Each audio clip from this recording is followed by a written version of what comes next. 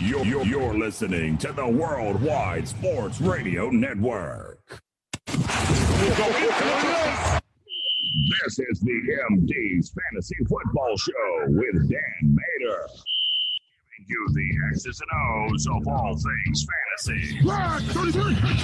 On the Worldwide Sports Radio Network. And welcome in, MD Nation, to the show. You are listening to the MD's Fantasy Football Show on the Worldwide Sports Radio Network, WWSRN. Also presented to you by Belly Up Sports. As always, I'm your host, Dan Mater. We're going over the early preview Week 10 games today. Of course, that includes the Thursday night game and all of the 1 o'clock games or the early afternoon games or early morning games, depending on what time zone you're from. We're on the East Coast here, so it's always 1 o'clock in the afternoon for me. And we have a lot to go over, but an interesting note for this upcoming week, actually, is that this is the first week all season long, and really the first week in a long time that I can remember in any season, where we're actually going to have more games to talk about tomorrow on Friday's show when we talk about the late window of games than in today's show. In the early window, for the first time ever, the later window of games actually has more matchups in the early window. It's always so lopsided where it's like we're talking about 9 to 10 different games and Thursday's show in the early window of games, and then Friday I have like maybe 4 or 5. It's actually flip-flop. We only have like 6 games to go over today. So as a result of that, we did get a couple extra questions on the mailbag segment at the end of today's show. And remember, if you ever want to get on the mailbag segment, all you have to do is hit us up on social media at BellyUpMDFF Show. That's good for Twitter or for Facebook.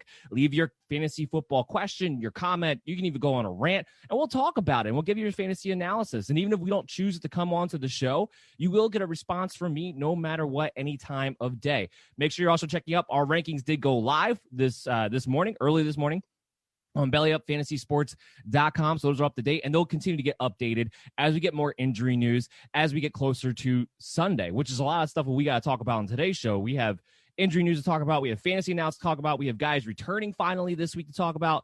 We have a ton of guys on bye, which is opening up a lot of different value for guys this week. I was looking at the tight end position. That was one of the big observations that I saw right away when I was doing my rankings. And with no Travis Kelce, George Kittle on IR, Mark Andrews not being what he was supposed to be, the tight end position, the top 10, looks like the top 10 streaming options. That's what it looks like. What would normally be my top streaming options are the top 10 tight ends this week. That's how bad that landscape has been. So we'll go through that and more as we go through each and every game, each and every matchup heading into your Week 10. Look, it's the playoffs, right? We have 4 games left of the regular season up to Week 13 in 90% of leagues out there. I know there's some leagues that have some different setups. And we have our trade deadlines coming up in Week 12.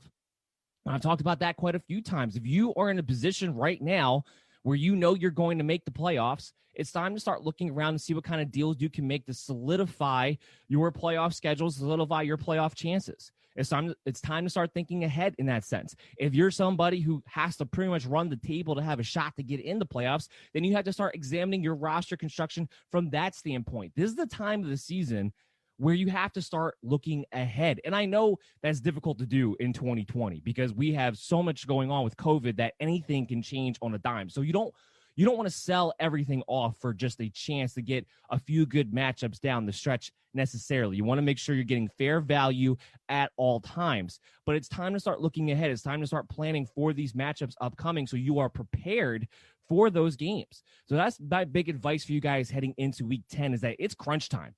It is absolutely crunch time. And even if you're 3-6, you still have a chance here because if you go 7-6, you can still make the playoffs in a lot of leagues out there, but you're going to have to run the table. So don't give up. And even if you are out of it, let's say you're 2-7, 1-8, maybe even 0-9, you don't give up. The integrity of the league is too important. It keeps the competition level real. You don't want to just say, I'm just not going to set a lineup anymore. And commissioners out there, my advice to you guys is to stay on top of those people. Give them something, give them a reason to stay excited about it. Maybe, you have a high score bonus from a week to week, or you talk some trash in the group messaging and you make them, make it a little bit different. And make it a little bit more embarrassing if you have the lowest score of the week, something of that nature. But you have to make sure you stay on top of your guys for the integrity of the league. This is when a lot of problems in fantasy football leagues out there really start to arise, because some people just quit because they're just completely out of it and they just don't want to care anymore. But that can really screw up everything for the people who are actually still in it. So hopefully you're able to stay on top of those guys, keep them motivated, sell them on the integrity of the league. Depends on those people that are maybe not in position to make the playoffs anymore. You need those guys all the way through. So that is my big fantasy advice for you guys for the week, outside of our analysis and our injury updates and our matchup previews that we're about to dive into here. Of course, starting off with the Thursday night game tonight. I got the Colts, I got the Titans. First and foremost, I'm just really happy that we actually have a pretty even matchup for the first time in a long time on a Thursday night game.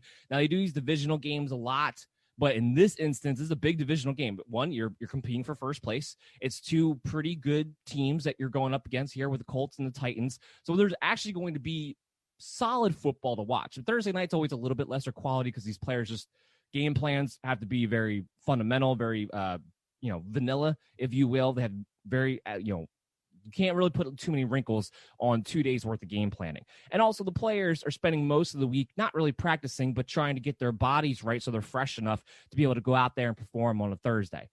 But this is probably one of the better Thursday games we're going to get than we have seen in a while now. So what does that mean for fantasy football purposes, though? Well, with the Colts, there's very, very little that I want out of the Colts from a fantasy standpoint, not just in this matchup, but I think moving forward. We're going to skip Philip Rivers because you're never going to stream Philip Rivers. Ever, ever, ever, ever. There's no ceiling to his game whatsoever. Philip Rivers is done. He's garbage. He's out. He should have retired last year.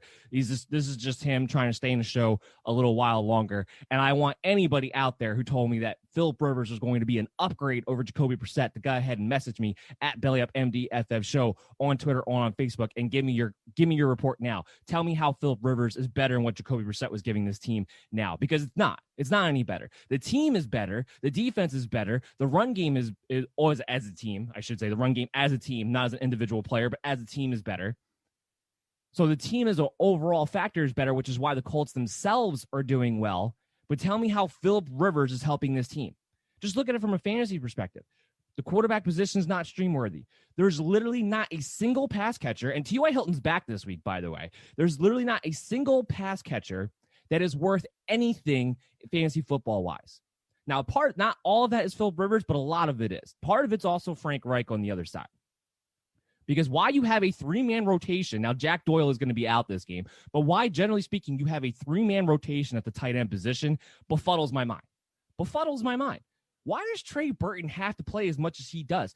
Why can't Mo Alley Cox, who has looked like he's taking that next step this year in his development? There are some rough edges. There's still some developing he needs to do in blocking and stuff like that, and I understand that nature of that, but it's not like Trey Burton's a great pass blocker or run blocker or anything either. Why not play Mo Alley Cox? He is a athletic mismatch the second he steps on the field. He was performing well when both Jack Doyle and Trey Burton were out in the first place. He added an extra dimension to your offense. Philip Rivers needs a big body to throw to in the red zone, needs a big body to throw to really in general right now because he's not very accurate. He needs that wide wingspan in order to have a target to.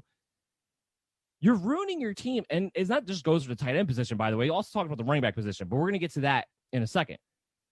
It renders everything useless because the receivers are useless. Nobody's really getting targeted that much. T.Y. Hilton is every bit of the fantasy bust that I expected him to be, and not because of him. It's not his fault. It is 100% Philip Rivers and Frank Reich, the system that they are running. Mostly Rivers in that case when it comes to T.Y. Hilton because there is no deep threat. None whatsoever. So T.Y. Hilton can't get what was the biggest aspect of his game going, period. And they're not playing him in the slot. We've talked about that before. Thought there was a chance when Paris Campbell went down that maybe they would move Hilton to the slot. Maybe they would let him run the Keenan Allen role. They don't. They're making him run, I would say, a Mike Williams role if you want to relate it to where Philip Rivers is. And that's why T.Y. Hilton gets left out to dry more times than not. And Zach Pascal's just a guy.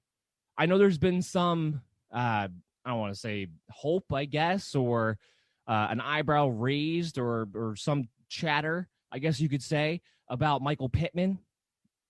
But still, at the end of the day, he had 5 catches for about 54 yards. That's what we're getting excited about now in the passing game? There's no pass catcher, none, that not only do I not want to touch for this game, which is really a shame because it's a great matchup on paper. You can throw the ball in the Tennessee Titans. But for the rest of the season, unless Trey Burton also gets hurt and Mo Alley Cox becomes a thing again, there is not a single pass catcher that I care about for fantasy football purposes for the Colts, period. So let's get into what we do care about from a fantasy football perspective, which is the running back position. This is also a nightmare. Now, this is Frank Reich's problem. Look, I know Jonathan Taylor has not been as great as everybody was hoping for. He isn't doing a great job breaking tackles. He is having some problems with some vision. But having said that, if you watch the tape at all on Jonathan Taylor when he was in Wisconsin, the big thing about him was that he got better as the game wore on. He always had trouble breaking tackles in the first half of games. He always looked like he was kind of running to the back of his offensive lineman in the first half of games. But as he got into rhythm, as he got a feel and got into the flow, that's when he would start to break his big plays. That's when he would start to wear out a defense. That's what he did in college. But the key there is that he needs 20 carries to do that. There's some guys in the NFL, Derrick Henry's a prime example. There's some guys where they need to get 20 carries to really get the best production out of them. I'm not saying just give them 20 carries just cause. I'm not saying they just need 20 carries because that'll, give them the volume to make to pad their stats. They need 20 carries to get into rhythm, to wear out the opponent, because that's what they do. They're physical. They wear you down. Remember, unless Derrick Henry hit a big play, the days where he was getting 10 carries, 12 carries, there was a lot of question marks if Derrick Henry was really going to be the next best running back for the Tennessee Titans back when they were, had DeMarco Murray as the starter.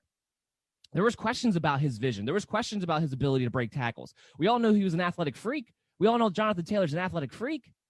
But because he was not getting the opportunity to wear the other defense down and get in the flow of the game, we were not seeing the best of Derrick Henry. That's what's going on with Jonathan Taylor right now. That's not going to change anytime soon because Frank Reich is hell-bent on this three-man rotation. And now you have to deal with the fact that Jordan Wilkins, over the past 2 weeks, has outcarried Jonathan Taylor.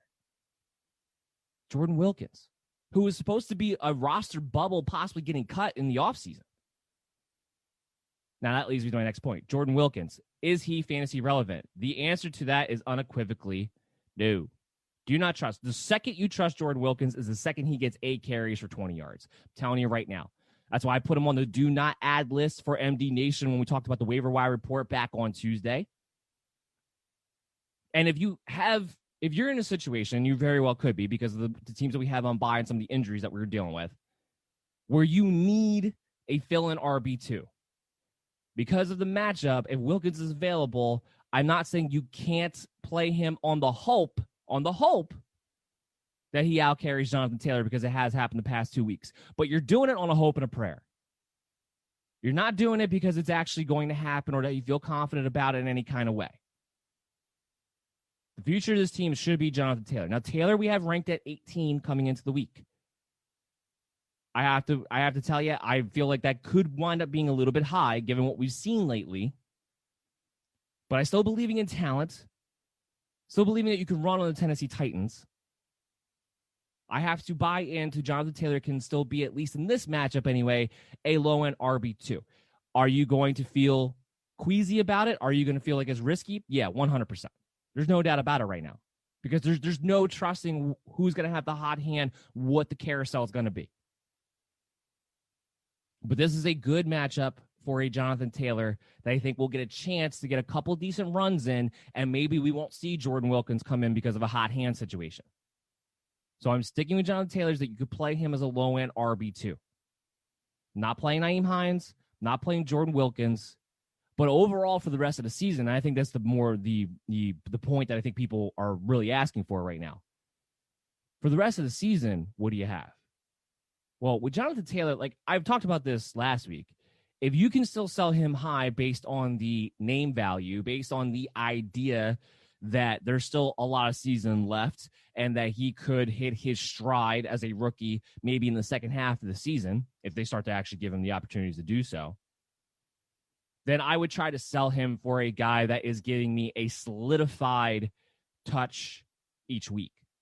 Now, David Montgomery's hurt, and we'll talk about him in tomorrow's show, exactly where his health is. But someone like a David Montgomery, and I know that's crazy to say because there's no ceiling with the David Montgomery, but someone like that, maybe a David Johnson with him possibly being out this week, that's where we are. Because at least those guys I know when they play have a solidified opportunity share heading their direction. Unfortunately, that's just where we are. So that's something I would have to contemplate if I'm a Jonathan Taylor owner, especially if I'm looking to set myself up for the rest of the playoffs. You don't want to be part of something where he could just give you, like last week, 10 carries for nothing. Fell into the end zone, thankfully, but if he didn't, you're looking at 4 points out of Jonathan Taylor. And it hasn't mattered what the matchup is really too much. So it's definitely a scary proposition. But if you have him, I think you can still play him. I think you have to play him probably as a low-end RB2 this week because I doubt you're going to have a better option. But it's this disgusting situation going on with the Colts right now. So let's flip it over to the Tennessee Titans, where the offense hasn't been as great, but let's take into consideration outside the disappointment of the Cincinnati Bengals game, which had a lot of bad weather to it. This was a situation where they faced a lot of pretty good defenses, and this is going to be another pretty good defense too. You still can play A.J. Brown, obviously. We have him as a wide receiver 2 this week because of the matchup, but, it's A.J. Brown. I don't think there's a corner out there who can really match what he can do athletic-wise, and his route running ability has taken a step up this season. He comes in as a wide receiver 2 for us with, of course, wide receiver 1 potential because he could bust one at any given moment. So, of course, A.J. Brown, you're good with. Jonnu Smith, tight end 17. I talked about this last week. I said if I didn't see something in the Chicago game that was going to change my mind, that Jonnu Smith would go from being a top 10 tight end for me every week to back into the 11 to 20 range of streaming tight ends that we're talking about. That's where he's fallen for me. Because even though he got the touchdown last week against Chicago, he still only had 2 catches and only had 2 targets. And by the way, they came back-to-back on the drive where he scored, which was in the fourth quarter. He wasn't involved at all. They are asking him to block too much. With no Taylor Lewan, with the offensive line woes that they have and all the injuries, he's having to block, not just on running downs, but on passing downs too, to help out. As a result of that, he's not getting opportunities to actually go out there and make plays himself from a fantasy standpoint. While he's a tremendous talent, and he could turn around in a blink of an eye, for right now, I'm not looking to play Jonnu Smith. Especially in a matchup against the Colts where, it's not good for tight ends to begin with when Darius Leonard's healthy. It's really unfortunate because he's one of the more talented tight ends in the league, but he's just not being utilized right now. So you can't play him. Derrick Henry, obviously, RB4 in the week, go. I don't care about the matchup. It's Derrick Henry. Ryan Tannehill, we have him as a top 12 quarterback. Now, I like Tannehill a lot, and I know that it's been a little spotty as of late. But this game's in Tennessee. I believe the Titans are going to win. This is game. I think the spread on this game is only a point, though. It's pretty much a pickup. I believe Tennessee will win at the end of the day. If they get play action moving, you can throw on the Colts. The secondary is what you can attack on the Colts. You can't run up the middle on them. You don't have a lot of time to throw the football either. They need to get a pass rush. But if you can attack them on the perimeter, you can attack them with your wide receivers, with A.J. Brown, with Corey Davis, that's how you can move the ball most effectively against this defense, especially against zone, which is what they run predominantly. So I think you're going to see a solid game here out of Ryan Tannehill. The big thing about Tannehill right now in his fantasy value is that we need to see him start using his legs a little bit more. We haven't seen that in a while. And that's kind of why he's still been producing okay because he's still been able to get a couple passing touchdowns for the most part each game, but he's not getting those top 10 performances every single week like we had suddenly become grown to used to seeing because he hasn't really been using his legs as much lately. I don't know if that changes this week, but I do expect that to change at some point. So that's why I believe Ryan Tannehill is somebody that he could be him as a top 12 quarterback this week, and we'll see him more and more in the top 10 as we move forward. Corey Davis now. We have him at wide receiver 44, so hovering around that top-end wide receiver 4 flex territory range. Even though he goosed you last week, we knew it wasn't going to be a good matchup for Corey Davis against Chicago, or Jonnu Smith for that matter, or Derrick Henry for that matter. The Chicago defense is the real thing. But we've seen this before, where Corey Davis has his low floor game. All of a sudden, he gets back involved the following game. And like I said, attacking the Colts on the perimeter with the wide receivers is the best way to move the ball. Again, we're not going to have Adam Humphries for another week. That means there continues to be more targets available for an A.J. Brown, for a Corey Davis. So I'm not super excited to play him, but if you need a flex position, I don't believe Corey Davis is going to goose you again this week. I do think he'll be in that value range. Now, there's not a big ceiling that comes with him this week either. So look at your roster construction, what you need this Sunday.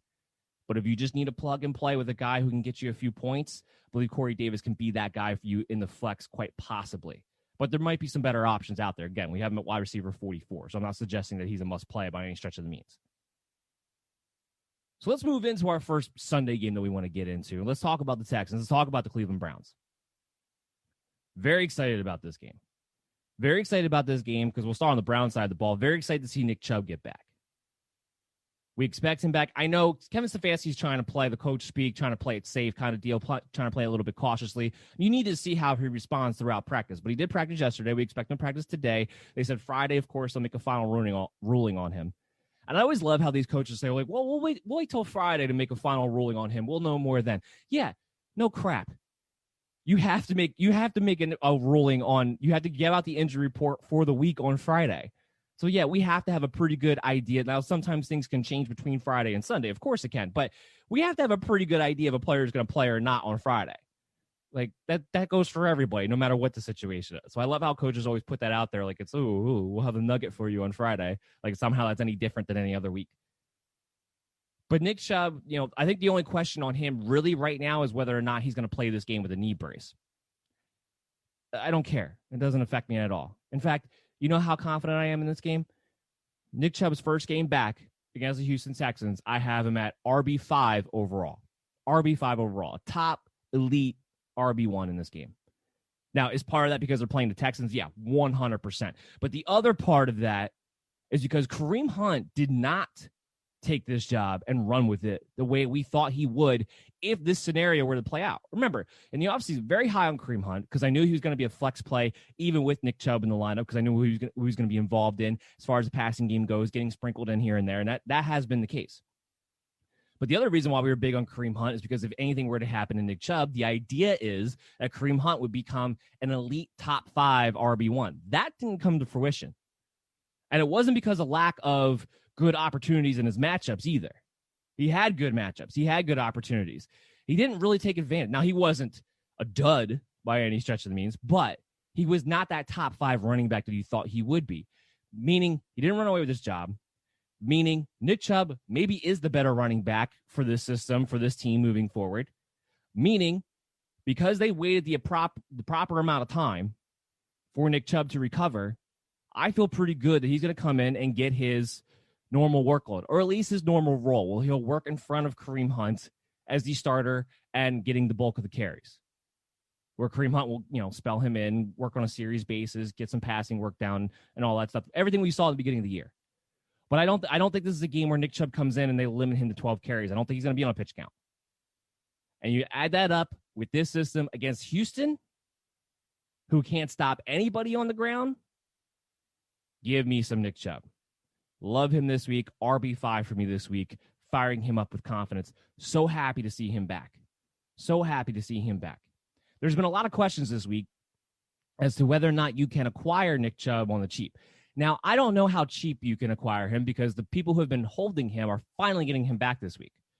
If you were going to acquire him and buy low on him, you probably would have did it in the weeks leading up. But let's say you're in a situation where a guy is trying to shoot up for the playoffs or is desperate to win. Maybe he's a little bit worried about the narrative of Nick Chubb being on a pitch count. Maybe he's a little bit worried about Kareem Hunt still being worked in enough where Nick Chubb has a limited ceiling. And they want to make sure they're good to go. You have to look for certain situations. But if you can acquire Nick Chubb, on the cheap for an RB2, let's say, and package with maybe a wide receiver 3, something of that nature, go get him. Because there is also the standpoint of they've gotten to this point without him, basically. So maybe they're set up now where they don't necessarily need that and they're looking for more depth pieces. It's worth trying out for. It's worth looking for. But this would have been, if you're looking to buy low on Nick Chubb, it would have been a lot easier last week or 2 weeks ago. But I did get a lot of questions about that this week, so I did want to address that in particular. What does Nick Chubb return to for Kareem Hunt? you still play Kareem Hunt. We still have him at RB11. So in a 12-man leagues, Nick Chubb and Kareem Hunt are both RB1s for us this week. Again, Houston Texans do a lot of wonders for running backs. A lot of wonders for running backs. He's still going to be involved in the passing game. He's still going to probably get double-digit carries, maybe 10 to 12. He's still going to be very effective. And really the most efficient we've seen Kareem Hunt be is when he's in that role, as the guy who can come and be a little bit of a change of pace back, essentially. We know without OBJ that this team is going to lean heavily on the run now they have Nick Chubb back and get back to what we saw more towards the beginning of the year. So I think they're both possibly RB1s this week. So you're still going to play Kareem Hunt with confidence. Jarvis Landry, I do like him for a floor. I think we're going to start to see Jarvis Landry get back to being Jarvis Landry as far as the production, the stat line that we're used to seeing out of him, because the extra targets are just going to be there. We saw that before the bye week. It wasn't a crazy stat line, but again, that game had a lot of weather to it in that Raiders game. But the targets were there. That I expect to continue. As long as that continues, Jarvis Landry typically will at least give you a high floor every single week. So we have him at wide receiver 18 this week. Last guy to talk about in the Browns is Austin Hooper. This is what I'm talking about. I have Austin Hooper ranked at 6. I had to triple check that. I was like, really? 6? How? First game back? It wasn't like he was that great to begin with. And then you look at the tight end landscape, and you look at this week in particular, like I said, with Travis Kelce on bye, no more George Kittle. And you go to yourself like, oh, that's why. Because at least the Browns do throw it to the tight end, in the red zone especially. They seem like they're very excited to have Austin Hooper back. We know David Njoku is not going to be a thing. So he comes in at tight end 6. Am I going to feel good about it? No. But when you start to break down the numbers, the expectations, and you start to break down the rest of the landscape, yeah, Hooper might be a top stream this week. He could very well be a top 10 play. You start looking at the matchup too. There's a decent chance, especially with no OBJ now, there's extra red zone targets that don't necessarily go to Jarvis Landry. So, yeah, he gets a touchdown, he'll be in the top 10. It's great. This is how crazy the tight end situation is. But I thought I had to mention that. That was a prime example of what we're looking at this week. Now let's talk about Houston on the other side.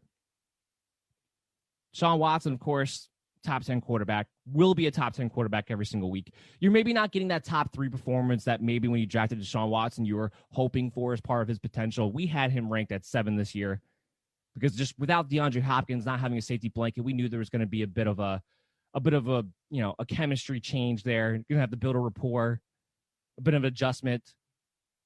The good thing for Deshaun Watson is that I think he'll carry a high-end top 10 floor the rest of the season because Houston is playing much more competently on offense since Bill O'Brien's been gone. There's been a lot more mixture in the play calling. They've been getting more guys involved, especially Brandon Cooks, who comes in at wide receiver 28 for us this week.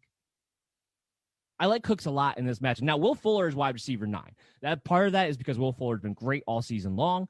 Part of that is because you can throw the ball on Cleveland.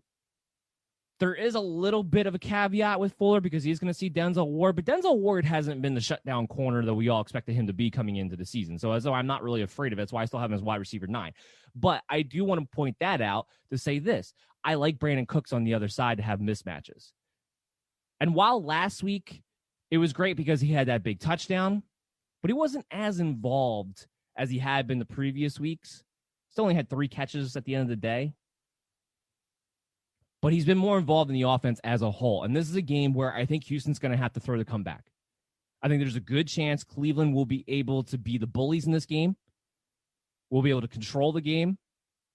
And I think in the second half, you're going to have to see Houston throw the ball a lot. Not to mention, we do not expect David Johnson to play. Unfortunately, it really does not look good as far as how he's progressing through the concussion protocol at the moment. We think a return next week is far more likely.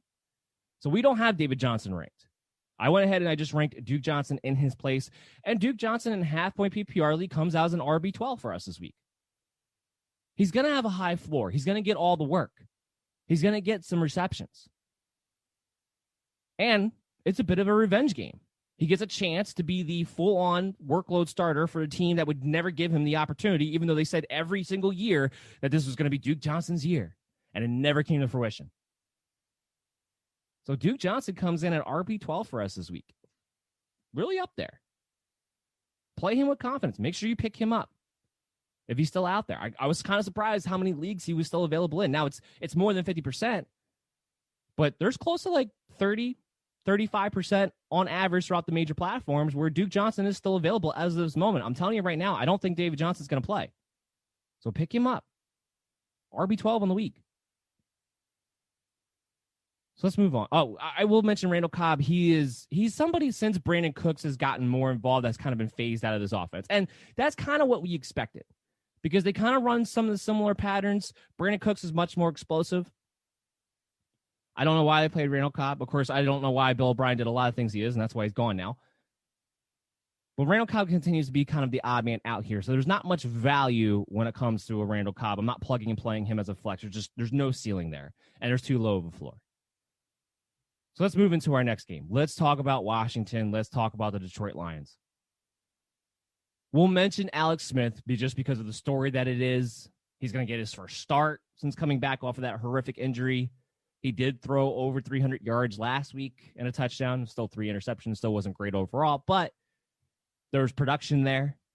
It's not like we've seen too many Washington quarterbacks go over 300 yards too often this season. I think Dwayne Haskins did it once. He's QB 23. He's not a streaming option or anything like that. And I think the big question everybody has is like, how does this affect this team? Well, it doesn't change anything for Terry McLaurin. And I think we can all agree there. McLaurin is number 5 receiver for us on the week going up against the Detroit Lions. A great matchup. He's getting tons of targets no matter who the quarterback is. That'll continue to happen with Alex Smith. So Terry McLaurin, wide receiver 1. What it changes the running back situation. Now, there's an extra caveat with that we didn't really find out until Wednesday that Antonio Gibson's dealing with a shoulder injury, didn't practice yesterday. We're waiting to see today if he's able to practice or not because there was a neutral tone. Usually you can kind of feel out coaches how they're talking about a player and what it is they really think their expectation for the week is going to be, if they're leaning more towards, them being able to play or not. Wasn't able to get a great feel here out of Ron Rivera as far as where Antonio Gibson was, if he was actually a threat to not play or if he's a little bit banged up and they're just giving him a rest day or not. So we're awaiting today's practice report. That might happen while we're actually on the show. I'm kind of hoping it does, to see whether or not Antonio Gibson is going to be somebody who's able to get out there this week. But let's assume for a second that he will. Let's assume that he'll be out there. He'll be RB14 for us on the week. Again, it's Detroit Lions. It's a great matchup. But J.D. McKissic will also be RB23. He will also be a low-end RB2. And this is where I worry about Antonio Gibson a little bit, even though it's a great match against Detroit. And we all know that the running backs can do whatever they want, depending on who actually gets the football. That's the point. Who's actually going to get the football here? Every time Alex Smith has come in, and it's only been twice, I'm not saying it's a lot, but about 3.5, almost 4 quarters of Alex Smith playing, we've seen J.D. McKissic get over 20 targets. Over 20 targets with Alex Smith playing quarterback so far this season. It's not a coincidence. It's not just because of a situation where both times Washington was having to come back from behind and Alex Smith was throwing a ton in those games. It's not just that. It's very similar to why last week going into the Thursday night game, I was talking about why it was going to be a McKinnon game, not a JaMychal Hasty game, because Nick Mullins became the quarterback. Very similar here. Now, it's not that Antonio Gibson can't catch the ball. That's his best quality. There's no doubt about it. But the one thing Antonio Gibson is still developing on, and typically so for a rookie running back, especially one that didn't have a lot of experience at the running back position coming out of college to begin with, is pass blocking. The number one priority with Washington, with Alex Smith starting, is going to make sure they feel confident that they are able to do at least an adequate enough job of protecting him, or at least putting out their best players who can protect him. While J.D. McKissic is no world beater, he still understands pass protection a lot better as a veteran over Antonio Gibson at the moment. And he's a great check down, and that's what Alex Smith likes to do with the ball. I'm not saying J.D. McKissic's going to start over Antonio Gibson. If I was, I would have these rankings flipped around. I have Gibson at 14, J.D. McKissic at 23. But he is going to play a significant amount. And do I think it's crazy to say he gets 8 to 10 targets in this game, possibly more? No. It's not crazy to say.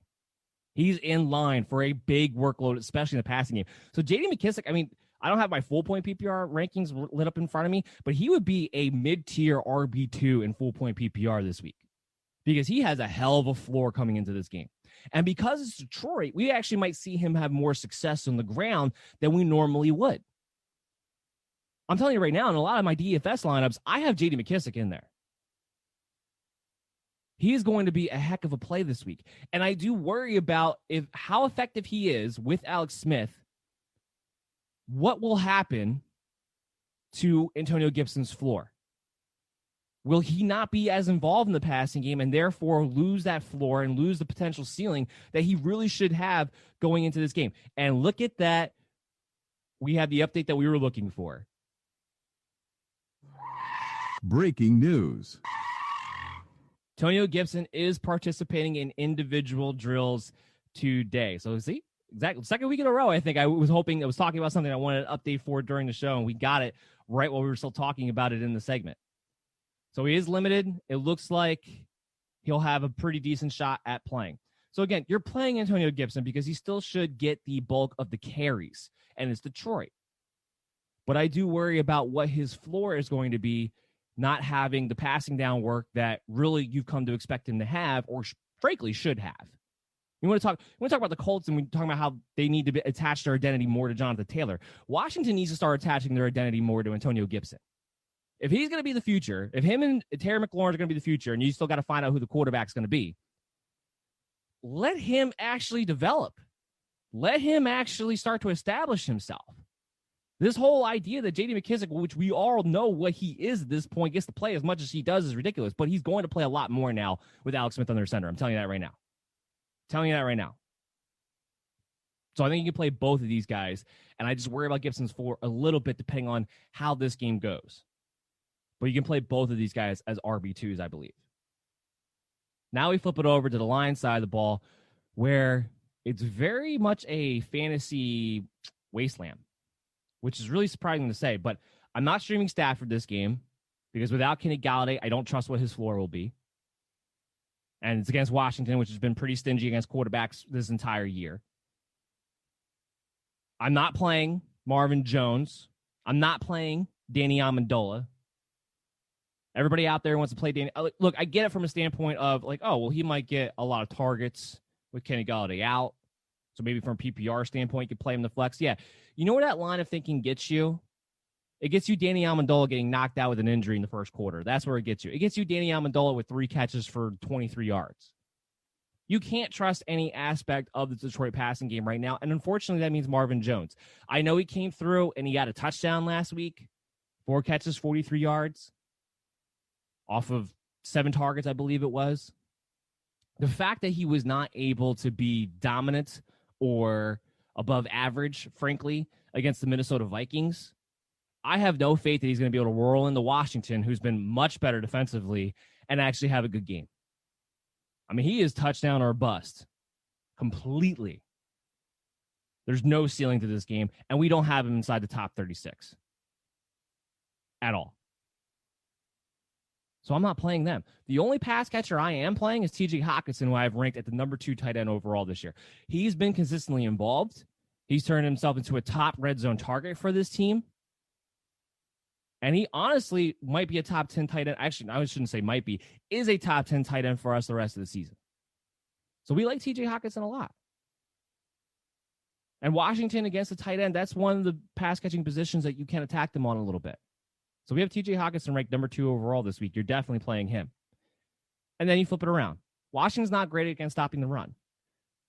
If the Lions go back to, say, what they did when they came out of the bye and actually just go into this game with the game plan of featuring the rushing attack, which I have to imagine they will because we don't expect Kenny Galladay to be back this week, then Swift and Adrian Peterson actually wind up both being RB3s. Swift a high end RB3. Peterson comes in right at 36, so he comes in right at the cutoff.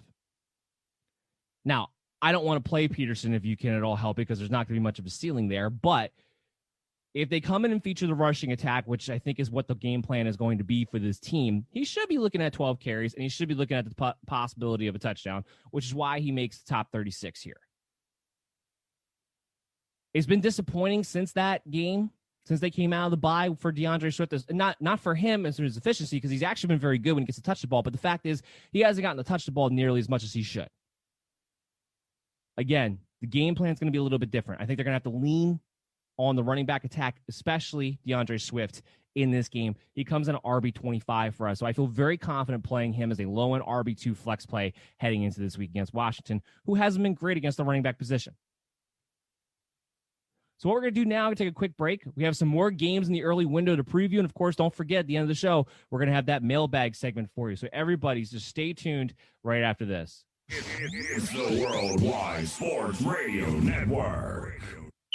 You're listening to the MD's Fantasy Football Show on the Worldwide Sports Radio Network. And we are back. You are listening to the MD's Fantasy Football Show on the Worldwide Sports Radio Network, WWSRN, presented to you by Belly Up Sports. As always, I'm your host, Dan Mader, and we've been going over the early window of games. We still have a few more to talk about there, some injury updates, our fantasy expectations, what our advice to your commissioners out there are to try to keep those people who are the back end, who look like they're not going to make the playoffs, involved. Make sure you keep the integrity of your fantasy football league, because it's very important at this stretch of the season, along with making sure you are, if you are in the situation where you had the playoffs locked, or you think you're a pretty good shot you're going to make it, start looking at your roster construction, start looking down the road to get yourself set up during the playoff run to get yourselves a championship as part of the MD Nation. That's what we're all about here. We want you all to have a shot at the championship game. So we were talking about the early window of games. We still have a few more to talk about, like the Jacksonville Jaguars, the Green Bay Packers. James Robinson on the Jaguars side has just been phenomenal. This is the Packers matchup, which we know, talk about teams who can't stop the run. The Packers are right up there at number one. So James Robinson, you got to love him this game. They've been leaning on him. They've been leaning on him all season long, but now, especially with Jake Luton, the rookie quarterback, they're going to continue to lean on him quite a bit. So James Robinson comes in as our RB3 of the week. He actually has a pretty good price there on DraftKings, too, if you ever want to go check him out there and play on DraftKings. Make sure you check out the DC's DFS Challenge Tournament that's available to you guys every single week. We do a giveaway at the end of the month for the people who win. You check that out on Saturdays at 9:30. But James Robinson has a pretty good price there, $6,800. So this is a guy that we expect to finish the top three running backs, and that's a pretty good price for him there too. So obviously, continue to play James Robinson. I know there's been some talk about, do you sell high on him because his playoff schedule doesn't shape up great? You wonder if teams will start to key on him a little bit more given the rookie quarterback situation. But Jake Luton actually impressed me enough. Now, it was Houston. It was a great matchup. Houston didn't even have Roby. They're the only cornerback who actually has, stands a chance to be able to protect against anything. So take it with a grain of salt that the fact that he had a decent performance last week. You could easily see him implode against the Green Bay Packers, who do have a healthy Jaire Alexander back for this matchup after a little mini bye here. But he played well enough. He was able to throw the deep ball well enough, and I think that's the big factor, is that teams are not going to be able to creep up necessarily on him because he does have the arm strength. And unlike a Gardner Minshew, at least not on a consistent basis this year anyway, he actually looked for DJ Chark as his number one read when he dropped back to pass and went deep with him and got some explosive plays off of him. I mean, the first drive of the game was a big play to DJ Chark for a touchdown. Chark actually finally led the way in targets. Now, some people want to say a reason for that was Laviska Shenault was hurt in that game with a hamstring issue, and that's true. And Shenault actually sounds like he might be back within a week, so it wasn't a major hamstring issue by any stretch of the means. He's already back practicing on Wednesday, expecting to practice again today. But the fact was Chark was his first read. That's what I look for out of these quarterbacks when it comes to their number one wide receivers. When we're trying to determine when a new quarterback comes in, what receiver is going to be his go-to guy, it's all about where does he go with his eyes first at the snap. That's what it's all about. And when talking about a rookie, normally speaking, especially a sixth-round rookie, they're going to lock on to whoever that number one target is more times than not. Every time he dropped back, and it rightfully so, and it should be this way, DJ Chark was the first guy he was looking for. That's where his eyes went, to that side of the field. Does he have a chance to get open? If not, he'll come off of him, but that's where he's looking to go first. So I think Chark actually has a healthy, consistent amount of targets heading his direction as long as Jake Luton continues to be the starter. And the news on that is, one, Gardner Minshew is not healthy enough to come back anyway, but two, it really sounds like Doug Marrone has no interest in bringing Gardner Minshew back as starting quarterback this year. Zero. None. Jake Luton very well might, as long as he plays competently, very well might be the starter the rest of the way. Which I think means actually good things for DJ Chark based on the way he played, based on who he was looking for out there. So Chark comes in at wide receiver 13 for us. I know he's going to be matched up against Jaire Alexander. I know Alexander has been great when he's been healthy so far this season. There's no doubt about that. But Chark is a dynamic talent. Chark is a budding superstar in this league. He's an athletic phenom. I think he's going to get the opportunities to make some big plays in here. Because here's the thing about Green Bay. Because they can't stop the run, they will tend to play some zone off of run blitzing. When they do that, and the Jaguars decide to play action once they're in that, when they get that kind of play call from the defensive side, well, Alexander's not going to be matched up one-on-one necessarily with Chark in that situation.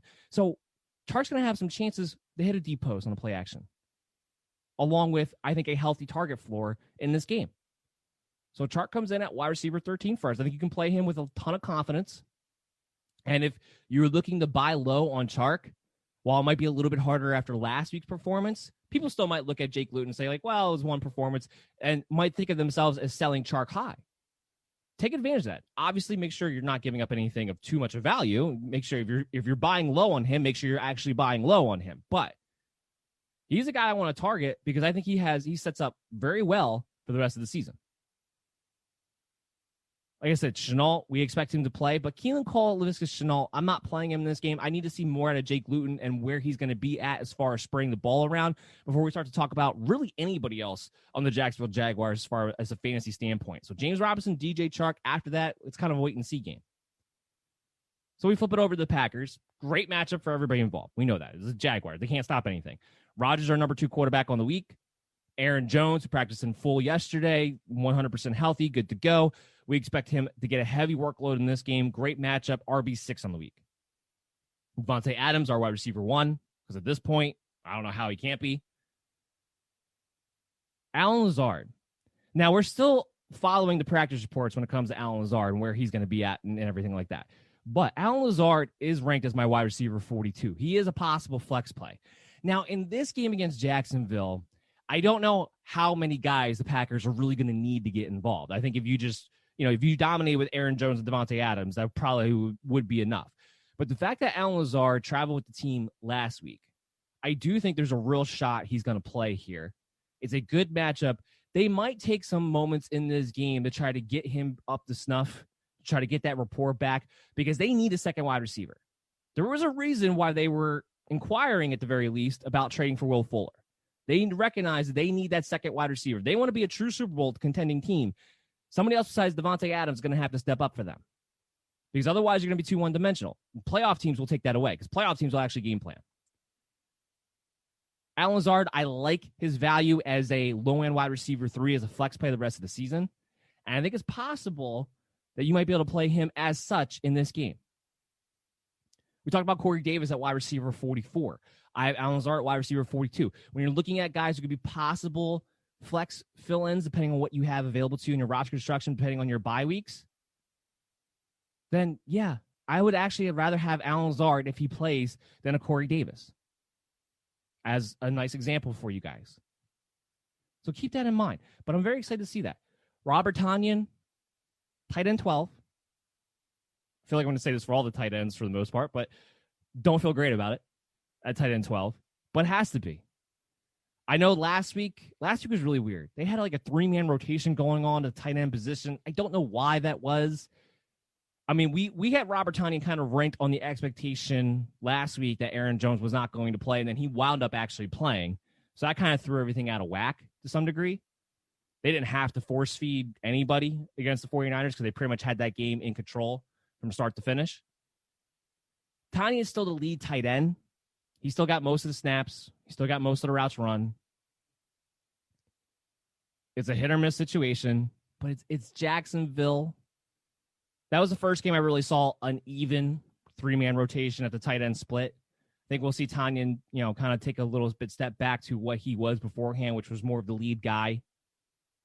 So he comes in at tight end 12. There's a possibility he scores a touchdown. There's a possibility that he gets 5 to 7 targets in this game in a good match against the Jacksonville Jaguars. That's what it comes down to. Does the matchup and the potential volume heading in your direction, do they collide in a way that you could have some value? And that's kind of how you analyze the tight end position right now, unfortunately. So Tonyan is a tight end 12. Don't feel great about it. Going to be a low floor on the simple fact that he could very well just not be part of the game plan, like he wasn't part of the game plan last week against San Francisco 49ers. But he's a better tight end to take a chance on than a lot of other guys out there right now. Like a Jonnu Smith, for instance. There's at least more of a chance he'll see more targets than Jonnu Smith has. We'll move on to the next game. We'll talk about the Philadelphia Eagles. Talk about the New York Giants. NFC East matchups are very hard to rank. They're very hard to bet. They're very hard to figure out what your expectation really should be. Because here's the problem with the Philadelphia Eagles. They're getting reinforcements back. Jalen Reagor's back. Miles Sanders is back. Dallas Goedert's back. Hell, even Alshon Jeffrey might be back this week. He's been practicing in full. So while they're getting all these reinforcements back, I don't know what it is. It's a mental thing, but they have this capacity where they're just going to play down to their opponent. Kind of similar with the Steelers. Steelers kind of do this too sometimes. Where instead of just playing the way they should and taking care of the easy opponents, which they should, they'll play down to them. They'll make it hard on themselves.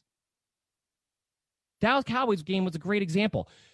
Carson Wentz had to go into save my team mode, put the team on my back, put the team on my shoulders, and let us get us the victory against the Dallas Cowboys. What? I know people are going to say, like, well, the Steelers are the same thing, and that's kind of why I mentioned the Steelers, too. They do that sometimes, too. They'll play down their opponent. It's kind of a similar situation. They both have these mindsets. It's weird. I think there's a chance here the Eagles might play down to the Giants in this game, because from a talent standpoint, it's not close. From a coaching standpoint, it's not close. Jason Garrett's terrible. Eagles should win this game. Eagles should play well. From a fantasy standpoint, there's a lot of options to go with. Carson Wentz, I believe, is a top 9 quarterback this week. With him getting his weapons back, with the way he's been using his legs. The Giants defense, there seems to be this narrative out there all of a sudden that the Giants defense, like, oh, it's actually pretty good, blah, blah, blah. Like, yeah, no, all of my fantasy guys that I had valued high have all done pretty well against the Giants. It's not a defense I'm worried about. Do they have some nice pieces? Yeah. Overall, the levee breaks in the second half almost every single time. Wentz is a top 9 quarterback. He gets Jalen Reagor this game. We don't have in the top 36. He's a boomer bust option. Very risky one at that. Because all the pass catchers, all the wide receivers, I should say, are kind of a risk this week for the Philadelphia Eagles. Travis Fulgham is the only one we have ranked inside the top 36. We have him at 34. The reason everybody's a risk against the Giants is because of Alshon Jeffrey. We don't know what this rotation is going to turn into. We don't know what the playing time is going to turn into. We don't know how the Philadelphia Eagles are going to view this as far as who they want starting. It's hard to imagine, and that's why we still have him ranked inside the top 36, that Travis Fulgham would suddenly go back to being in the bench.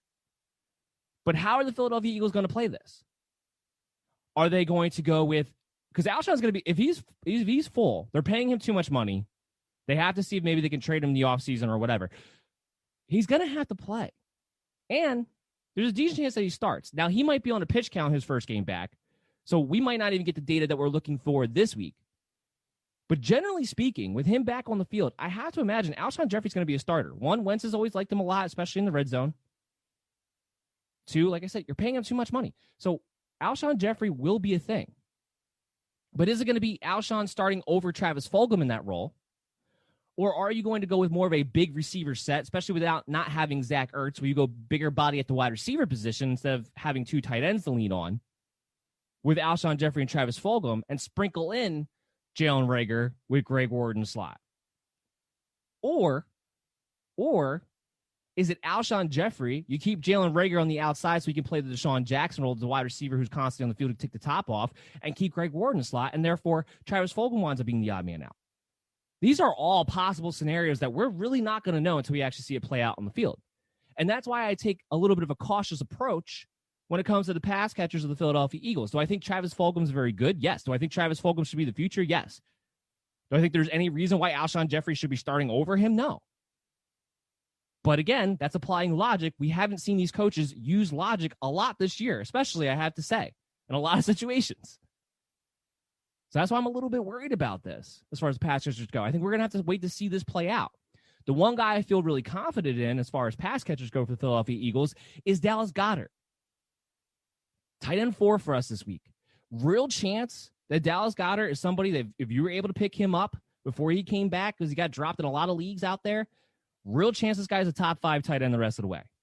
Given the tight end landscape, given how much the Philadelphia Eagles love to throw the ball to the tight end in the first place, given how Zach Ertz is still going to be out for a few weeks, and even when he comes back the way he played before, I don't see any reason why he would usurp back the starting spot over Dallas Goedert or the target share, frankly.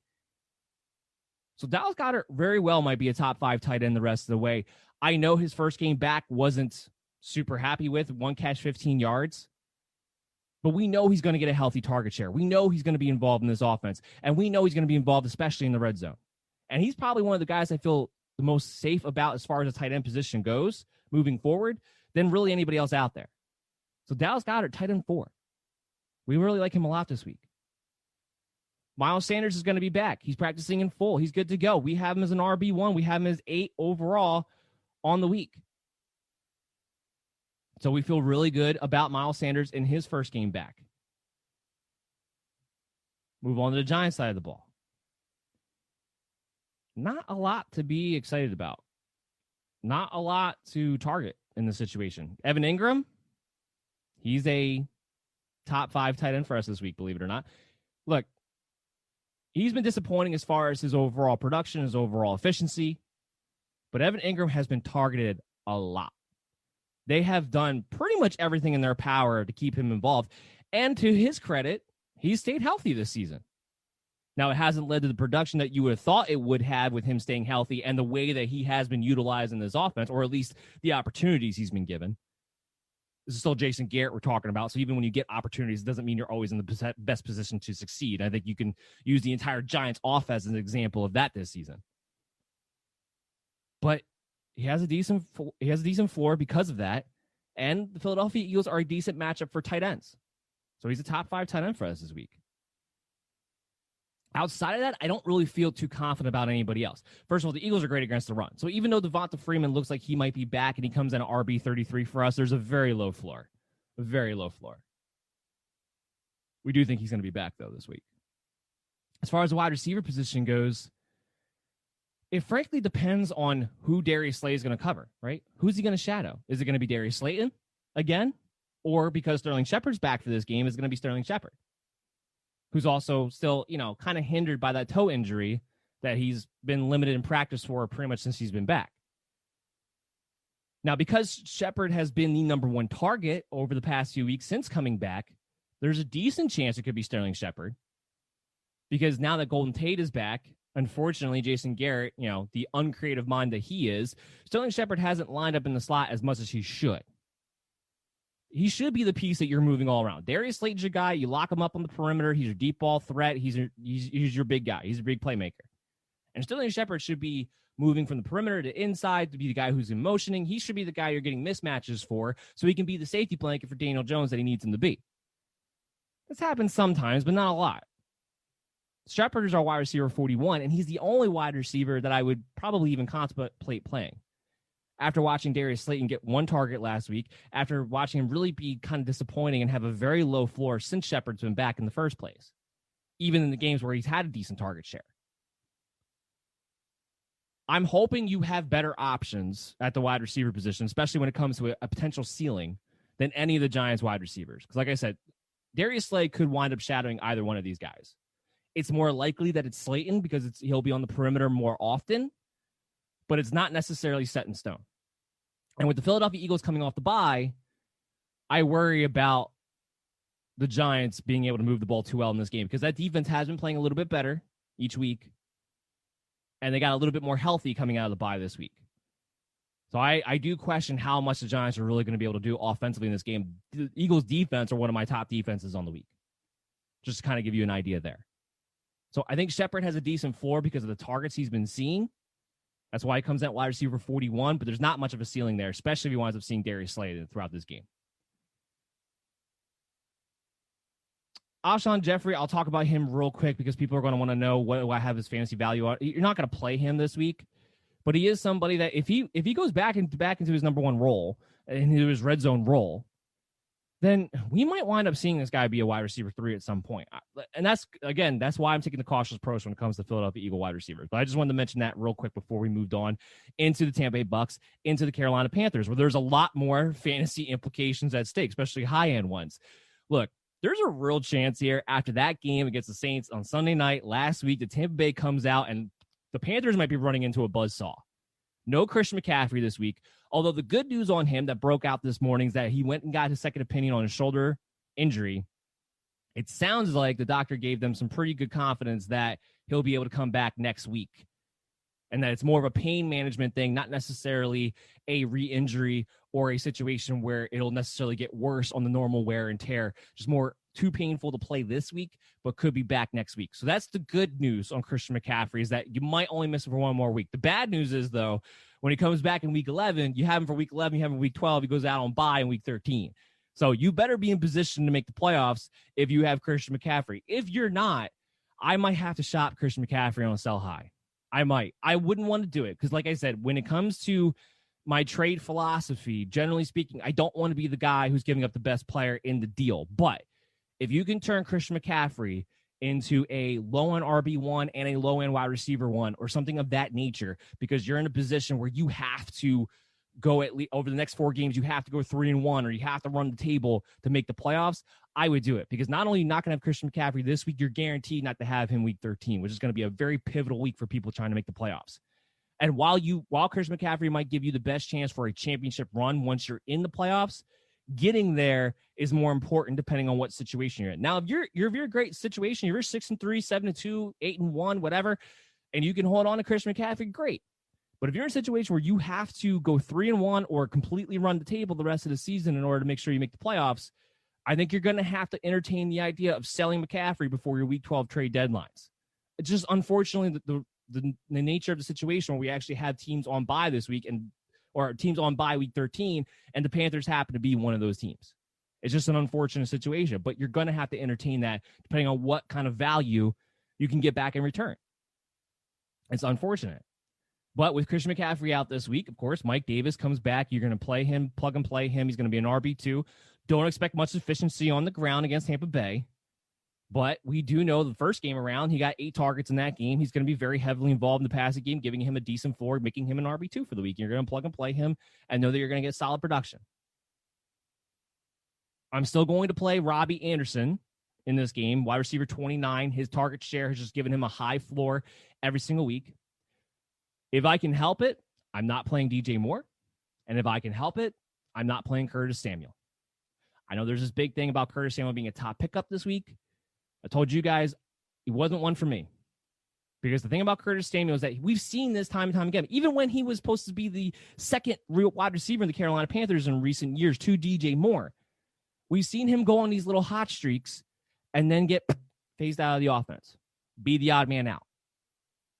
And in this situation where there's actually extra targets on the field, it's more likely to happen. Did he have a great game against Kansas City? 100%. Was DJ Moore the odd man out in that situation? 100%. This is where I think this show is different and where I'm different when coming analyzing fantasy football. You have to take the matchup and contextualize it. Kansas City's very good against perimeter wide receivers. DJ Moore doesn't line up in the slot anymore. It's mostly Curtis Samuel. The slot receiver is what you use to attack the Kansas City Chiefs. That's why he has such a good game. He wasn't involved in the rushing game. Everyone wants to bring up like, oh, he's getting carries and this and that. He wasn't involved in that aspect of it, and he won't be as long as Christian McCaffrey's on the field. And in this game against Tampa Bay, even if he lines up back there with no McCaffrey back there, I have doubts as far as what kind of effectiveness, what he's going to be able to do in that situation, in that role, given this matchup. Tampa Bay is going to come out with a chip on their shoulder and something to prove, especially with the divisional matchup, especially the way they played against the Saints last week.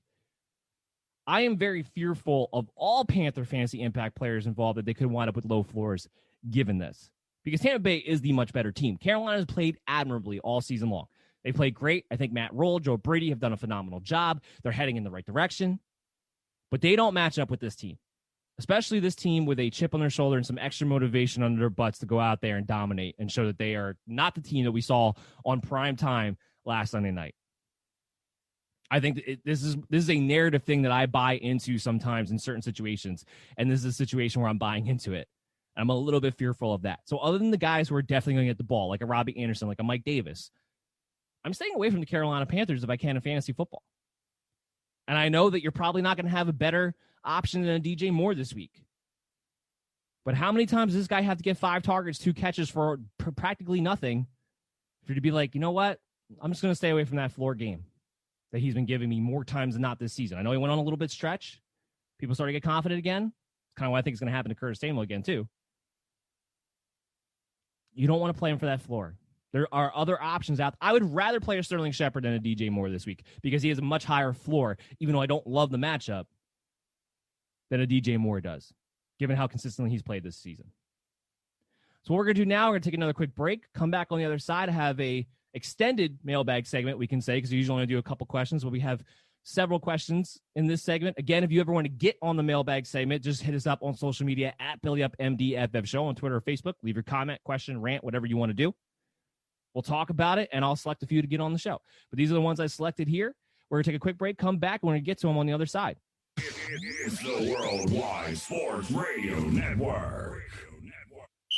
You're listening to the MD's Fantasy Football Show on the Worldwide Sports Radio Network. And welcome back in the show, everybody. You are listening to the MD's Fantasy Football Show on the Worldwide Sports Radio Network on your Android apps, or if you have iOS, WWSRN, presented to you by Belly Up Sports. As always, I'm your host, Dan Mader. We just got done previewing the early window of games for Week 10, talking about our fantasy expectations, talking about our injury updates.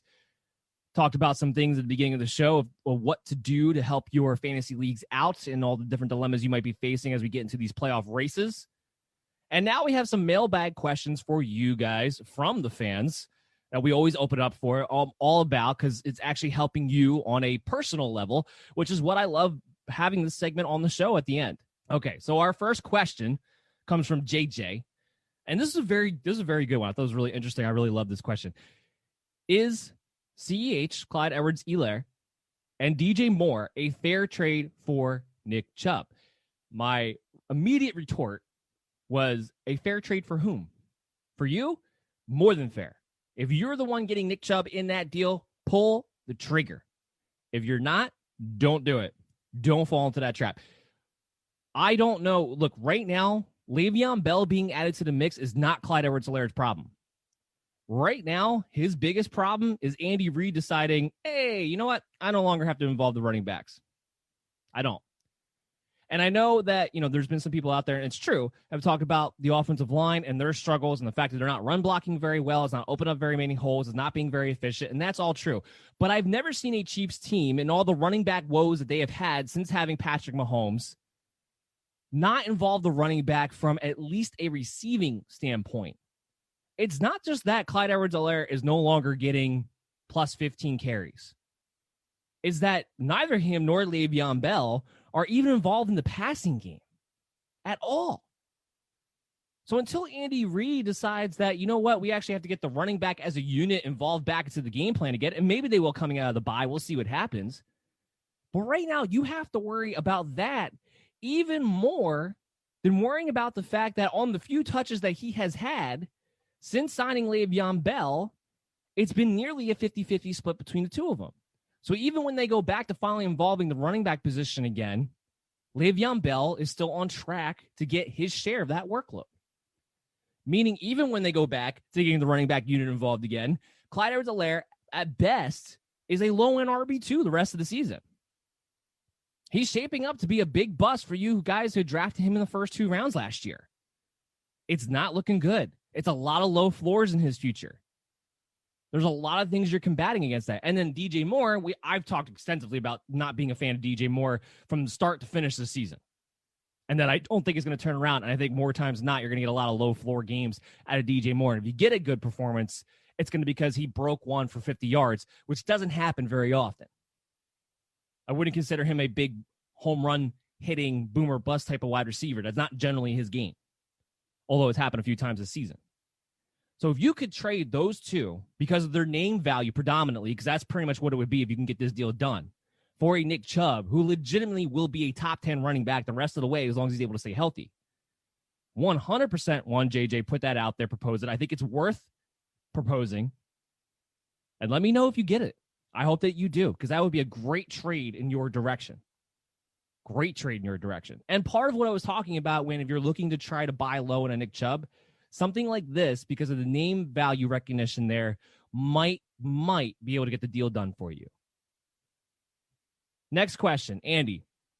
Should I trade Mark Andrews for Leonard Fournette? My other tight end is Noah Fant. I'm thin at running back with just Hines and Moss as my backups. So he doesn't tell me who his actual starters are, but Hines and Moss are his backups. The answer to that is unequivocally no. No. I get it. Mark Andrews has been very disappointing. Lamar Jackson has been very disappointing. That entire Baltimore Ravens offense, whether it's passing or running the football, has been incredibly disappointing. And frankly, a fantasy wasteland, which it should not be. I get all that. Look at the landscape at tight end. First of all, Noah Fant, having him as a second tight end, that's great. You have an insurance policy for Mark Andrews. Problem is, Fant's been having trouble staying healthy. And frankly, even though he's been out there on the field the past couple of weeks because he's been banged up, he hasn't been very good. It's been a little bit of a struggle even for the people who only have Noah Fant to play him. I know Mark Andrews hasn't been great. But with Andrews, I know for a fact he's going to turn it around and he's going to start getting back into the end zone again at the very least. Maybe he's not getting a crazy amount of targets. Maybe he's not getting a crazy amount of yards. But at the very least, he will consistently get back into the end zone. Think about it this way. I know the last 3 weeks have been a problem with Mark Andrews. I get that because 3 weeks ago they were on their bye. But then look who they had to play. They had to play the Pittsburgh Steelers. Horrible matchup for the tight end position, especially for a passing attack that's been struggling. Then they had to play the Indianapolis Colts. Again, horrible matchup for the tight end position, especially when a passing attack is struggling. They play the Patriots this week. Did you watch the Monday night game? Did you watch the New York Jets actually look like a competent offense out there with Joe Flacco? There's a really good chance that starting this week, Mark Andrews can get himself back into the end zone. And he is a guy who has that capability of scoring 2 touchdowns in any given week.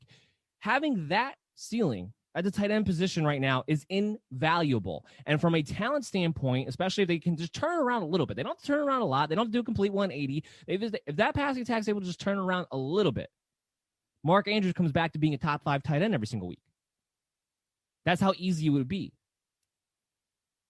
So no, and on the flip side of that, what you're getting for him out of Leonard Fournette. Leonard Fournette's the better running back to Ronald Jones. I've been saying it all season long. Here's the problem.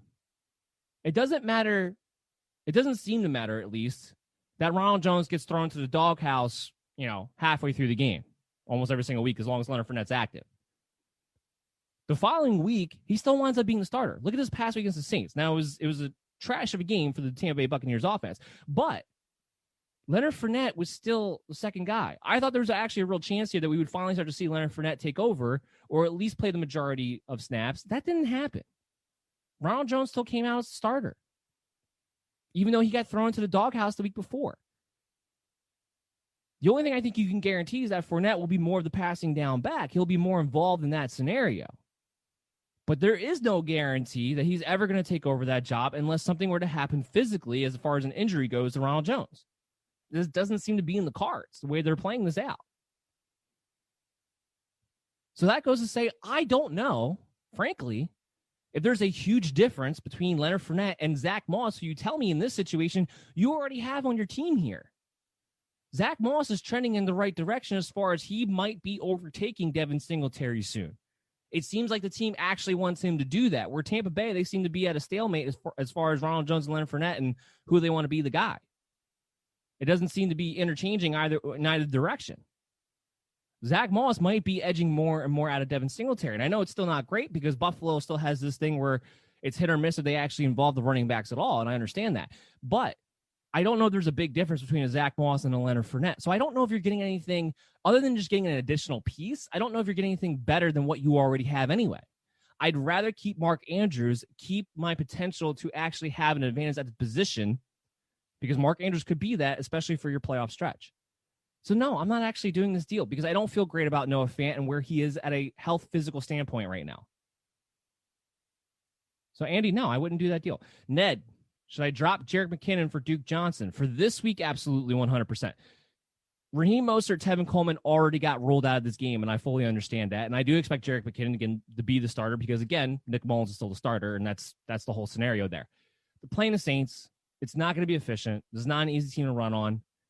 And frankly, the 49ers have zero firepower going into this game. Kendrick Bourne went back on the COVID reserve list again. They do get Brandon Ayuk back. They might get Deebo Samuel back. But I'm not trusting this offense right now. Duke Johnson has a decent matchup against Cleveland. And unlike Jerick McKinnon, if David Johnson doesn't play, is pretty much guaranteed to get all of the work. Where you have to figure Hasty could still be involved to some degree. It's just, I'd rather go with Duke Johnson, has a much higher floor, a much higher ceiling than a Jerick McKinnon. And I think this is going to be the last week that Jerick McKinnon's a starter anyway, because I expect Raheem Mostert to be back next week, maybe even Tevin Coleman as well. So, yes, Ned, if you're in a situation here, you're looking for this week, I would definitely drop Jerick McKinnon for a Duke Johnson because we do expect him to play. We don't expect David Johnson to. Next one, Jesse. Can I trade Antonio Brown for TJ Hawkinson? Yes, Jesse, you can. 100% you can. If the TJ Hawkinson owner is actually going to be willing to part with a top 5 tight end, we just talked about how important it is to have a tight end that is actually producing on a consistent level right now. I'm not basing all this off of what we saw last week. And if you really actually analyze it, there was a pretty even target share between Mike Evans, between Chris Godwin, between Antonio Brown, and between Rob Gronkowski in that deplorable game on Sunday night. So there's actually a silver lining there for Antonio Brown to actually be consistently involved in this offense. But I am going to make that deal because still, Antonio Brown is the third receiver in that offense. And you can argue whether or not he's actually the fourth target, depending on where you feel at with Rob Gronkowski. TJ Hawkinson is very much a top 5 tight end right now and very much could be a top 5 tight end the rest of the season. So if you're looking for a tight end, Antonio Brown, who's going to be somebody that you maybe mix in once in a while as a fill-in, as a flex play, give me TJ Hawkinson, who actually gives you an advantage at the position right now. 100%, Jesse, I would do this deal, especially if you can get it done. Next up, we have Jake. He asked me T. Higgins and Chase Edmonds for Allen Robinson. So we're going to talk about the Arizona game tomorrow. And I have a lot of questions as to why Kenyon Drake is practicing, why he's on the track to being back this week. Why is he pushing the way that he is? Why is Arizona letting him? Because he really shouldn't be back yet. He should be missing at least one more week, if not 2, with the type of injury that he had. I know they say it was just a partial tear, so maybe it wasn't as severe of a normal high ankle injury, but this rushing him back, this reminds me a lot of what happened to Saquon, where he wasn't himself. And in Kenyon Drake's case, I would almost bet money on him re-injuring himself if he's not back at 100% yet. I think he's pushing to get back because I think he's worried that he's going to lose his job to Chase Edmonds. Now, and I think that's why he's pushing back so hard to get this week, because Edmonds didn't have a great game last week, even though he had a lot of volume. So I think he knows, but if he gets that volume again against the Buffalo Bills, there's a good chance we see Chase Edmonds have a great game. And then all of a sudden the question becomes, why start Kenyon Drake? Why not just stick with Chase Edmonds here? That's going to be a serious question moving forward if Edmonds comes out and has a great game here. I think that's what's going through Drake's mind. I think that's why he's trying to push himself to get back so hard. Now, in the Arizona Cardinals case, I don't know why they're allowing him to. You're a team playoff bound. You should be playing for the long haul. You're better if you have both Drake and Edmonds for that. You're putting him in a position as a high risk. Now, we don't know for sure that he's going to play this week, but the fact that he was back at practice in limited capacity yesterday really speaks volumes to that. So all that is to say, in this case for this trade, when you're talking about T. Higgins and Chase Edmonds for an Allen Robinson, I think that's very even value. It's very even value. T. Higgins has been very good this season. He has. But he doesn't have that high floor, and I should say the high floor. He has a similar ceiling because he has been a big play threat this year, and he has been like some big plays. But he doesn't have that high floor of an Allen Robinson. More times than not, as Nick Foles has been the quarterback, has gotten close to that double-digit target mark. The problem with Robinson, he doesn't have necessarily that ceiling potential because, one, it's still Nick Foles, who's terrible. But two, that Bears offense in general is just very inefficient. Very inefficient. So are you in a situation where you're just looking to have that high floor wide receiver that you can plug in and play automatically as a wide receiver 2 every single week and just have the safety blanket in that? And is that worth giving up a Chase Edmonds, a T. Higgins, who's been decent, and a Chase Edmonds who in Kenyon Drake's case, I think if he does come back early as a high risk for re-injury, could wind up being somebody who could be that guy, that running back that we see every single year be that potential league winner, because all of a sudden they get the opportunity at the right time and start to make do with it. And I think Chase Edmonds has that talent, that capability. I know it wasn't great last week, but I think he has that talent, especially if he's able to give the opportunities continuing his way. Do you give up that lottery ticket, even though if Drake comes back, he might be second fiddle this week? I have to say I'm 50-50 on this deal. I would lean toward, and usually if I'm 50-50 on this deal, I would lean towards no, normally speaking. Like I said, T. Higgins, he has just as much of a ceiling as an Allen Robinson with the way the Bengals have been playing, with the way he's been playing. I think the key is I'd rather have that lottery ticket in Chase Edmonds, even if he's not the starter for this week, moving forward. Having said that, why I'm 50-50 is because it depends on where you are. And Jake doesn't tell me what his record is. He doesn't tell me where he's at as far as his playoff capabilities are. But let's assume for a second he's hovering around the 500 area and he needs to at least go 2-2 or possibly 3-1 these last 4 games. Let's assume he's in that situation.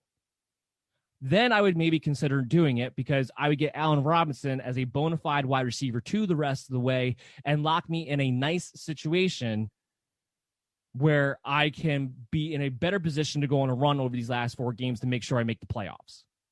Where I'm not necessarily in a position to hold on to a lottery ticket in Chase Edmonds and hope that it pays off, with Kenyon Drake making, in my opinion, an early return. So that's why I'm 50-50. It depends on where you are, and it depends on what you need and what you need to have happen over the next 4 games to make the playoffs. But usually when I'm 50-50, I would lean towards no. That's going to wrap it up for the show. I hope you guys all enjoyed it. As always, I had a lot of fun. We'll be back tomorrow, same time, same place, the Worldwide Sports Radio Network on your Android app, or WWSRN on iOS. Presented to you by Belly Up Sports. 12 o'clock to 1:30 on Friday. We have, like I said in the beginning of this show, we have a lot more games to actually talk about on Friday, talked about tomorrow. We'll have all the injury updates for you. We'll have the Thursday night recap for you. So we got a jam-packed show for you guys tomorrow from 12 to 1:30. So make sure you tune in for that. You can listen to this show or any show on your favorite streaming app, iHeart, Google Play, Stitcher, Spotify, iTunes, wherever you like to go. There's always a record of this show available to you. You can go back and listen to it if you miss it at any given time. This show will be available in probably just an hour or so from now. Make sure you're checking us out on BellyUpFantasySports.com, where our Week 10 rankings are updated and live. You can go to the tab, just see Dan Mader right there, the MD's Fantasy Football Show. We also have Ryan Hicks and Chris Pinto, great guys who also have their rankings every single week up there. You can go ahead and check out too, compare, figure out what the best value is for your teams this construction week. And make sure you're following us on social media at BellyUpMDFF Show, especially on Twitter, because we give you player news, update notifications throughout the week to make sure you guys know exactly what's going on with your team and what possible pickups might be there for you and what kind of surprises might be out there for you. So make sure you're checking out all of that here on the Worldwide Sports Radio Network. I'm Dan Mader. I'll see you guys tomorrow. Good luck on your Thursday night matchup. It's the Worldwide Sports Radio Network.